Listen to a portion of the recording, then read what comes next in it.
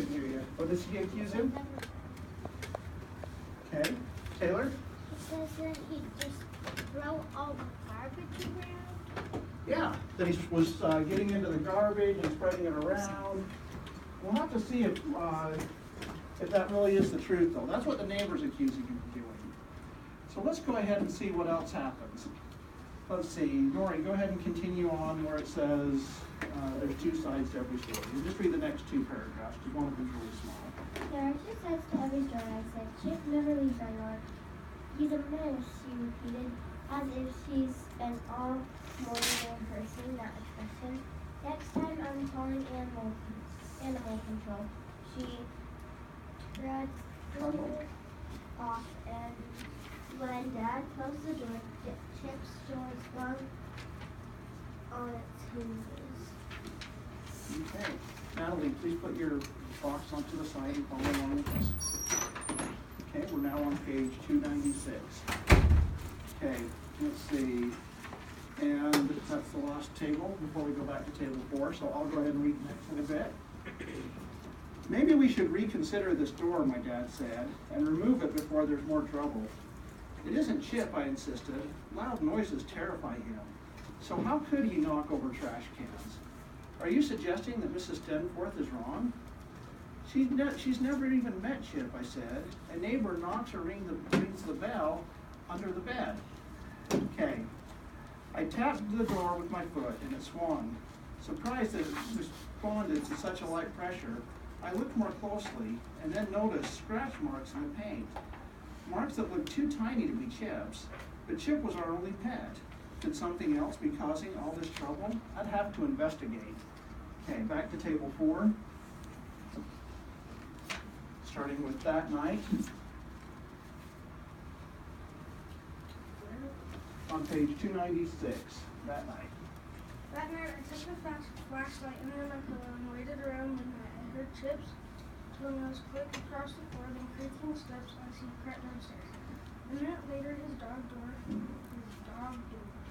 switched open and shut. I slipped out of the bed with my flashlight, but before I could take another step, Chip came barreling up the stairs, dove and took them to the bed.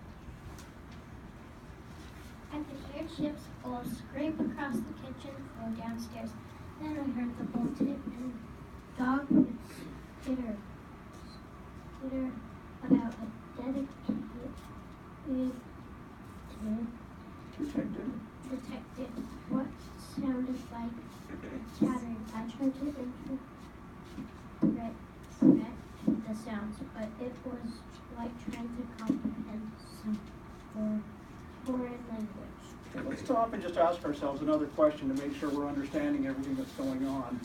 Now, this is, like it said, realistic fiction, but it's also a mystery. How is Chip's master actually taking care of, or how is he working on the mystery? How is he working on solving it? What do you think? What are some things that he's doing? Okay, I want to hear from other people. I might pull some sticks if I don't, though. Because I do want to hear from Taylor, too. But Aubrey, what do you think? What's he doing? There's another dog in the house that's eating Chip's food. Another dog that could be eating his food? That's a possible solution, but what's his master doing to help him solve the mystery? What do you think, Taylor? That maybe we're trying to figure out if he's actually really knocking on the garbage cans or it's something else that's causing the problem. That's true. They are trying to figure that out. And what's he doing to help him solve that mystery? What's he doing that's going to help him solve that? Go ahead, Taylor. He is trying to like sneak out downstairs, trying to figure out what is really causing that, and it is helping him because there's a bunch of noises and stuff downstairs. That's very true. He first decides that Chip deserves a second chance, like the title tells us. Number 2, he looked at the door and he saw the little scratch marks, so he investigated. Then a third thing he did is he stayed awake with a flashlight, listening downstairs when Chip came up, and then he heard noises still downstairs, even though Chip is underneath his bed. Okay, so let's continue reading and see what actually might be causing it. Let's see, starting at the top of page 297, go ahead. What I heard, and together we ventured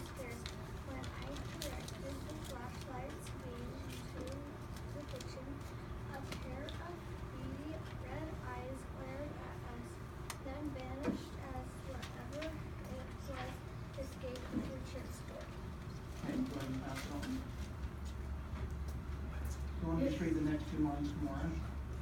It was about 2 months that even it was a blessing that escaped death.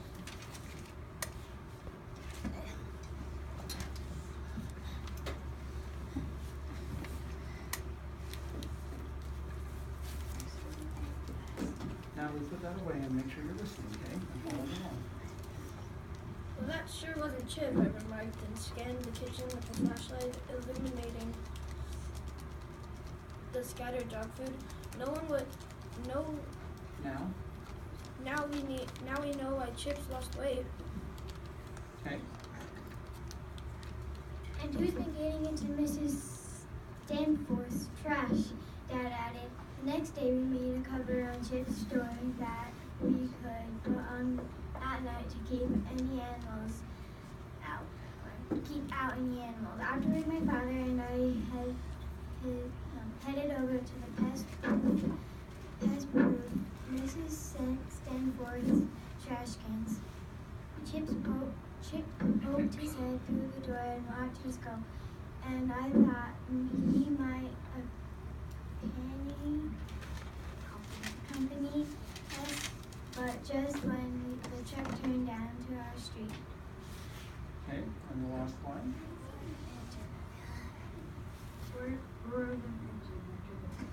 Okay, so even through all of this, Chip still doesn't change. He gets scared of everything and goes under the bed. So, it helps sometimes to always not jump to the wrong conclusions right away. That's what I think the author's just trying to say, is that everyone deserves a second chance. Okay, because sometimes, even I jump to the wrong conclusions on things when I see and hear things. And that's something that happens sometimes. Okay, what we're going to do now is we're going to do our partner reads, where one person reads and the other one listens, and you'll make your marks on a sticky note of when there's errors. Of course, we'll time it, and we'll do one quick read through first, just to kind of point out some words that can maybe be a problem, or just for things to look for. Okay. All right, now this one is actually going to be a place. So when you're reading this, you would actually read where it says setting, or where it says a character's name. And I'll read it the way that's kind of modeled the way that we would read it. And we'll just point out a few words if there's any that